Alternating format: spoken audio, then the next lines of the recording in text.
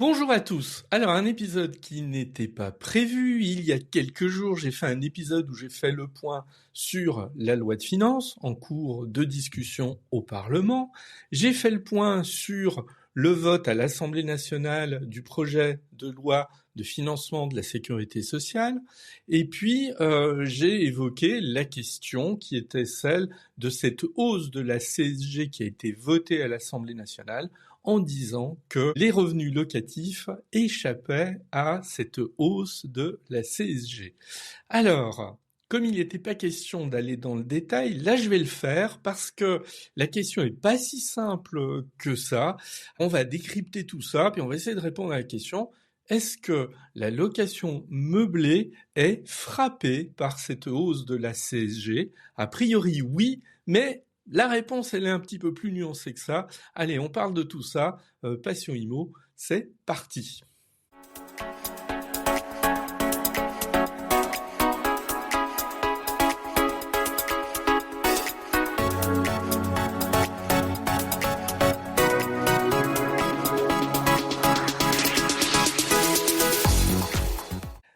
Alors, avant toute chose, on va revenir sur ce contexte général de la location meublée. On sait que la location meublée, depuis 1 an et demi environ, elle est attaquée de toutes parts. Alors on sait pourquoi, c'est que on sait bien qu'il y a un déséquilibre très net concernant ce trop plein de locations meublées sur le territoire au détriment de la location nue. Donc comme on est dans des difficultés quand même assez importantes aujourd'hui pour trouver des logements en location nue dans certaines régions de France, dans certaines métropoles, les pouvoirs publics se sont dit on va essayer de pénaliser la location meublée. Bon, alors ça s'est fait au travers de plusieurs axes. On a eu en novembre 2024 la loi Lemeur. La loi Lemeur, qu'est-ce qu'elle a fait? Elle a réduit les avantages quand on voulait déclarer ses revenus de location meublée au régime micro. De deux manières, on a abaissé les seuils. Pour la location meublée non classée, le seuil qui était à 77 700 €, il est passé à 15 000 €. Pour la location meublée classique et la location de tourisme, le seuil qui était à 188 700 €, il est passé à 77 700 €.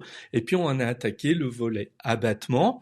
Les abattements de location meublée non classés qui étaient à 50%, on les a abaissés à 30%, et l'abattement pour le meublé classique et la location de tourisme qui était à 71%, qui était un abattement assez considérable, on l'a abaissé à 50%. Bon, ça, c'était un premier élément, mais qui n'avait pas, à l'époque, affecté la déclaration des revenus de location meublés au régime réel. On a rajouté une couche sur cet aspect-là, qui vise finalement à rendre moins attractif la location meublée avec les plus-values immobilières. Cette couche, qu'est-ce que ça a été? Pour faire simple, on a décidé de réintégrer les amortissements réalisés en location meublée quand je suis au régime réel au moment de la revente du bien. Ce qui fait que là, ça aboutit mathématiquement, mécaniquement, à une hausse de l'impôt sur les plus-values qui est payé au moment de la revente du bien qui avait été loué meublé pendant une période déterminée. Ça, c'est le deuxième étage de la fusée. On veut désavantager la location meublée. On en a un troisième, alors qui est un petit peu plus diffus à cerner, parce que là, on est plus sur des décisions prises localement. Des mairies, il y en a plus d'une qui ont décidé de pénaliser davantage que ce n'était possible par le passé la location meublée sur leur territoire, à travers un certain nombre de dispositifs, mais là, il faut se renvoyer au cas par cas en fonction des communes qui sont concernées. Bon. Et là, j'en viens au fait, et là on aurait dans le vote du projet de loi de financement de la sécurité sociale qui est intervenu il y a quelques jours, on aurait un élément supplémentaire qui est la hausse de la CSG. Bon, alors là, on va faire un petit peu, c'est là, il va falloir un petit peu décortiquer. C'est pour ça, c'est la raison pour laquelle je fais un épisode spécifique sur cette question. Qu'est-ce qui s'est passé dans le projet de loi de financement de la sécurité sociale qui a été voté donc il y a quelques jours à l'Assemblée nationale, dont je rappelle que vendredi matin, en seulement quelques heures, le projet a été examiné par le Sénat, refusé par le Sénat, et donc que ça retourne à l'Assemblée nationale. Ça va être un point. Là encore, je vais revenir là-dessus un petit peu plus tard, parce que ça va avoir son importance. Bon. Bref, qu'est-ce qui a été décidé dans le cadre de ce PLFSS? C'est l'augmentation de 1,4 point du taux de CSG sur les revenus du capital. Sur les revenus du capital.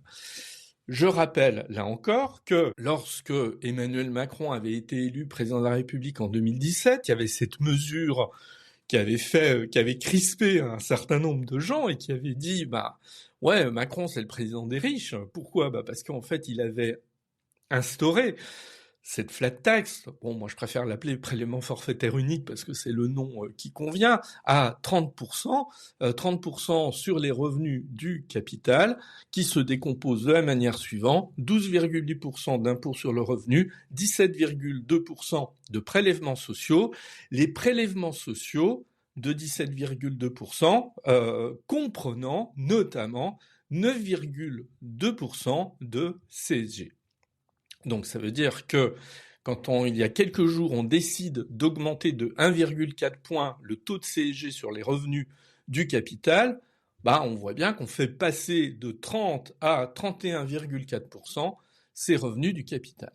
Mais, et c'est là où la chose est un petit peu plus complexe, dans l'exposé des motifs de l'amendement gouvernemental qui a été adopté, je vais juste rappeler ce que c'est qu'un exposé des motifs. Quand vous avez un texte législatif, vous avez le texte lui-même et vous avez l'exposé des motifs.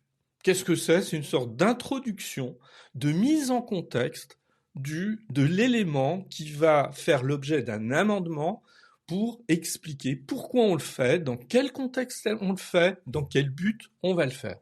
C'est souvent quelque chose, c'est extrêmement intéressant, parce que ça permet de voir les intentions du gouvernement, du parlementaire, du groupe qui est à l'origine éventuellement d'un amendement. Que nous dit l'exposé des motifs?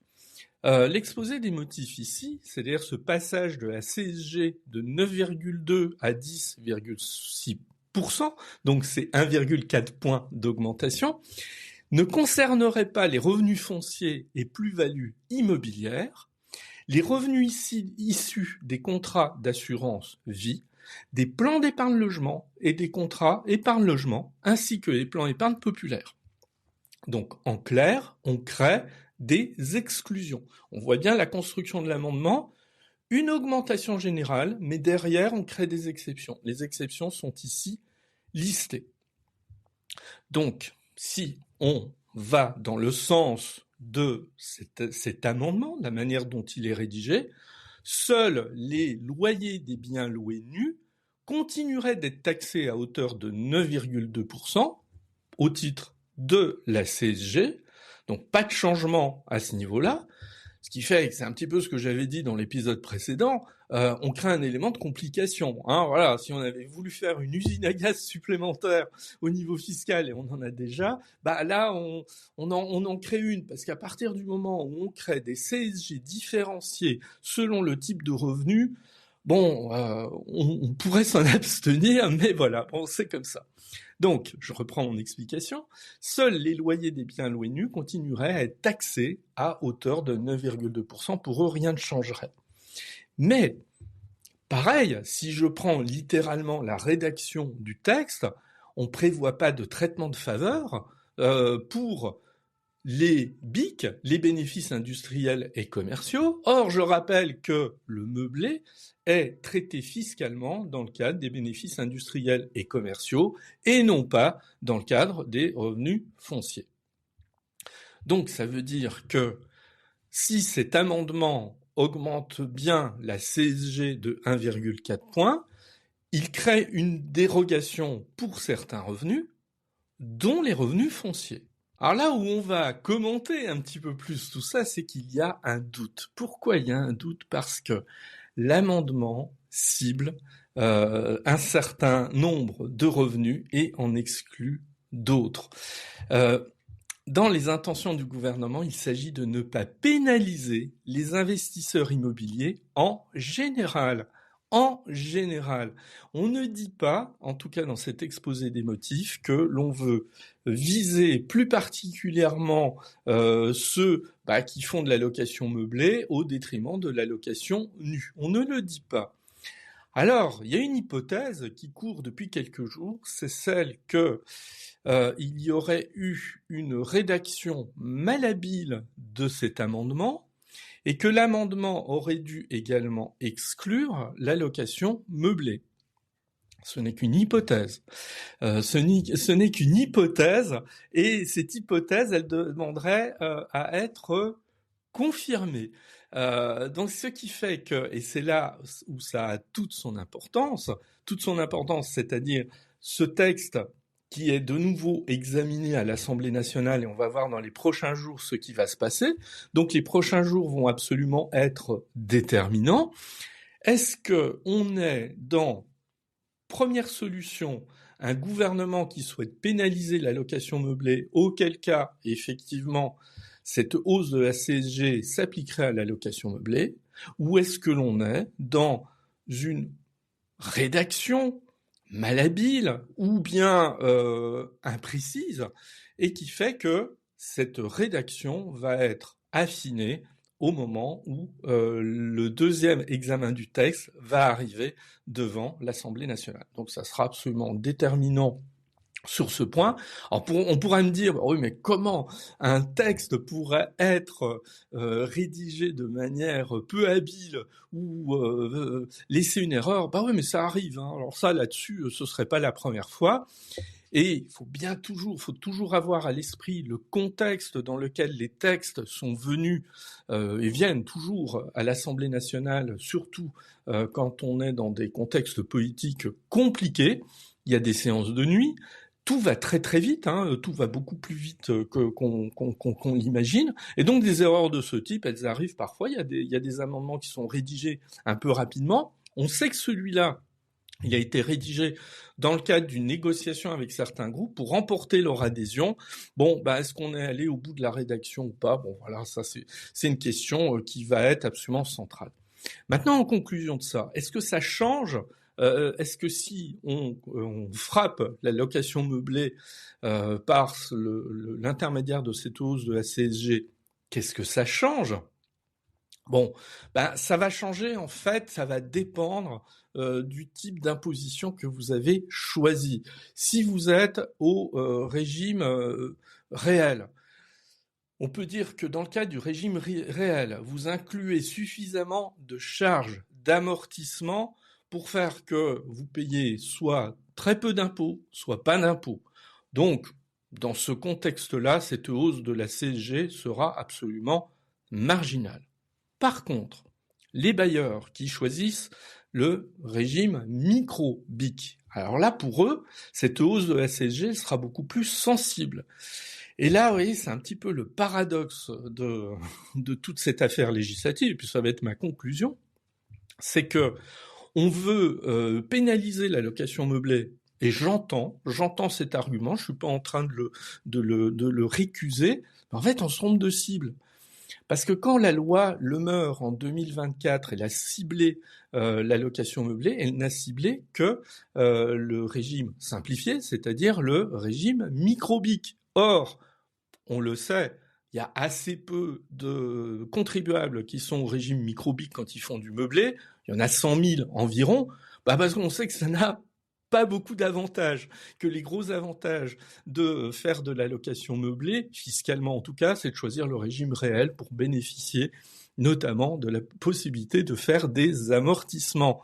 Donc, ici, avec cette hausse, cette micro-hausse de la CSG, mais bon, voilà, c'est toujours une hausse quand même importante. Cette hausse de la CSG, finalement, elle pénaliserait un petit peu plus ceux qui sont au régime micro et pas vraiment ceux qui sont au régime réel. Or, s'il fallait cibler, je dis pas ça pour donner de mauvaises idées au pouvoir public, mais s'il fallait cibler une catégorie de contribuables pour les dissuader de faire de la location meublée, ce sont ceux qui sont au régime réel qu'il faudrait cibler et pas ceux qui sont au régime micro. Donc vous voyez que l'un dans l'autre, ça permet de relativiser quand même les choses.